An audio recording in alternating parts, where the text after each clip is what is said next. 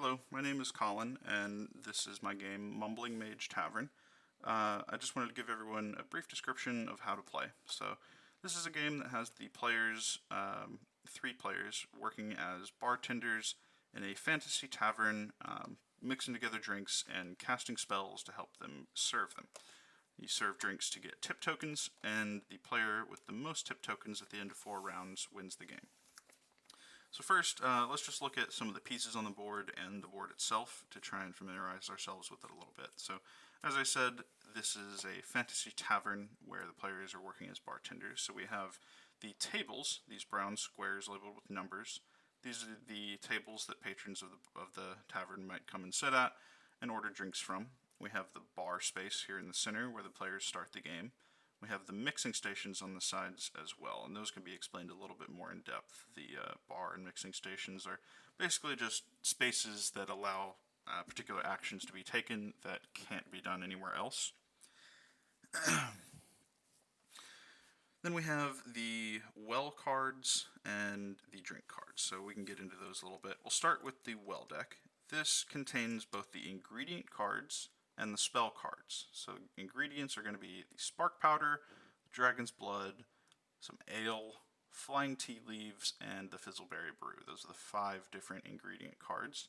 And then we have spell cards as well, like magic mixologist, blink, enchanted tray, and summon ingredient.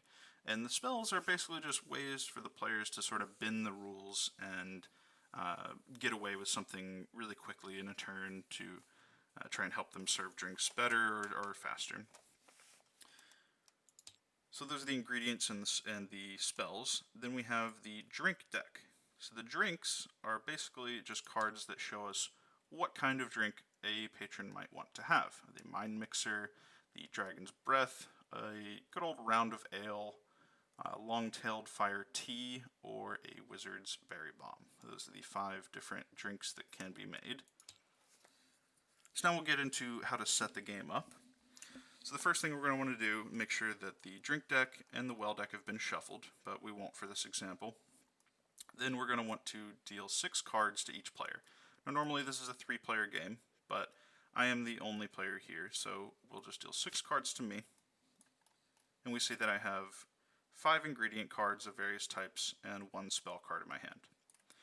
Next thing, after dealing cards to each player, we're going to take one at a time, 1 face-down drink card, and place them at 1, 5, 9, and 10.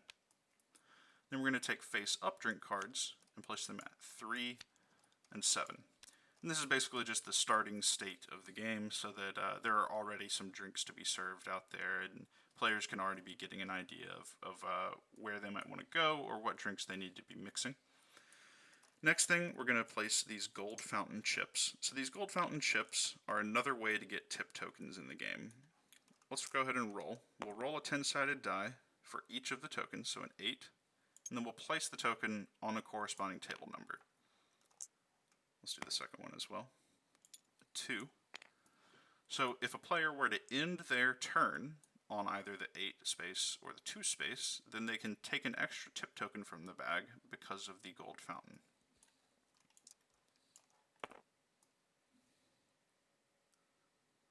Alright, so that's our game set up, and now we can walk through just the parts of a turn. So now would be the time for the first player to take their turn, and the way they're going to do that is each player has 5 action points to be spent during their turn on any combination of these 5 actions. Move, mix, refresh, serve, and cast. So some of these actions can only be taken at the bar, and others can be done at any space. So first, the move is fairly self-explanatory. You're just going to take your pawn and move it to 1 connected space, connected by 1 white line. That costs a single action point to move a single space, and you can mix and match that anywhere into your turn, move and then mix, or mix then move, however you'd like to do it. The next action is mixing. So this is a pretty core mechanic of the game. To mix, you need to be either at the bar or a mixing station, and you can take ingredients from your hand and turn them into drink trays that you're carrying in front of you. You can have 3 drink trays at a time, And to mix together those drink trays, you just need to have cards that can be mixed together. So if I wanted to mix, I can spend 1 action point to mix together any number of ingredient cards in my hand into drink trays. So there are 2 ingredients per tray, and so that means I could potentially make up to 3 drinks all at once with 1 mix action. If I wanted to go ahead and do that, we'll get to that in a second. The next action is refreshing. Refreshing, you can be done at the bar or the mixing stations, and what it is you can discard as many cards or no cards from your hand as you'd like, and then draw back up to your maximum hand size of 6. Then there's also serving. So if a drink tray has been mixed in front of you and you have it, and you're at a table with a face-up drink card, you can serve that corresponding drink to them and get a tip token for doing it. The drink card, as well as the ingredients that you have for the drink tray, are discarded, and you continue from there. The last action is to cast a spell. So all the spells cost 1 action point, and they're basically just ways that you can get around the rules a little bit. So a magic mixologist, for example, would let you mix a drink tray anywhere in the tavern rather than having to be at the bar or the mixing stations. So those are the player actions.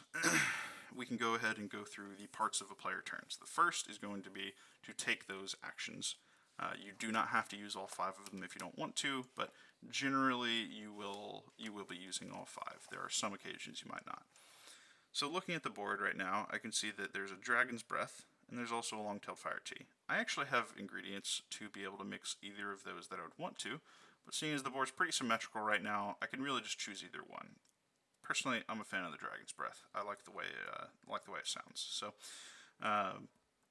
we will, for our first action of 5, mix together a Spark Powder and Dragon's Blood, and we now have a Dragon's Breath drink tray.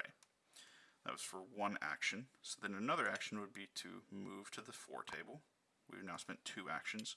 And then a third action to move out here to table 3. We've got 2 actions left, so the next one I'm going to take is to serve that drink. Tabletop Simulator has me doing some strange things there to shuffle cards. But we'll discard those. We'll discard the drink card, and then we'll take 1 tip token to show that we have now served that drink. We have 1 action left on our turn, so the last thing we probably want to do would be to either move to one of these tables and be able to flip that card face up and know what drink is going to be there, or we can move to the gold fountain chip and end our turn there, taking an extra tip token. So we also, if we had not done that, we could have moved over here, and once we're at this table, we could flip this card face up and now see what it is. Any player at any table with a face down drink card has that card flip face up. They're essentially just taking the order of that table. Okay, so that is the first part of the player turn, to take all my actions. The next part is going to be something called seeding. So we're going to take this 10-sided die, and very similarly to how we did the gold fountain chips, we're going to roll it. We rolled a 5, so we're going to take this drink card here, place it face down at table 5. There is no limit to how many drink cards can be at a particular table. You can just keep stacking them on as many people as would like to sit there.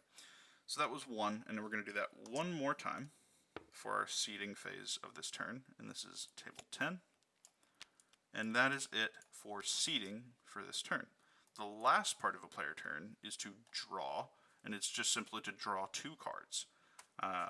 After you're done drawing those 2 cards, if you have more than 6 in your hand, then you would need to discard back down to 6 cards. But that is essentially a full player turn.